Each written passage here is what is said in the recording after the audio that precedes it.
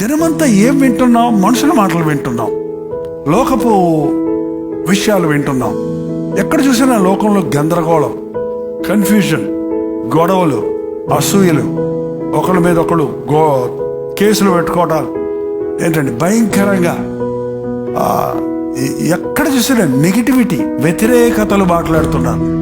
ఆ వ్యతిరేకం అనేది ఒక పాయిజనస్ పిల్ అండి. అది ఏంటారో విషపూరితమైన మాత్ర లాంటిది. అది నెగిటివ్ మాట్లాడే వాడి దగ్గర నువ్వు 10 నిమిషాలు కూర్చుంటే నువ్వు నెగిటివ్ మాట్లాడతావు.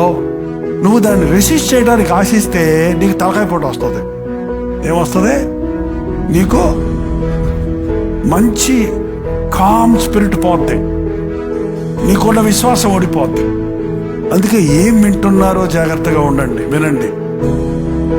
ఏం వింటున్నారో జాగ్రత్తగా చూసుకోండి. దేవుడు వాక్యంలో మళ్ళీ రాయబెడుతుంది.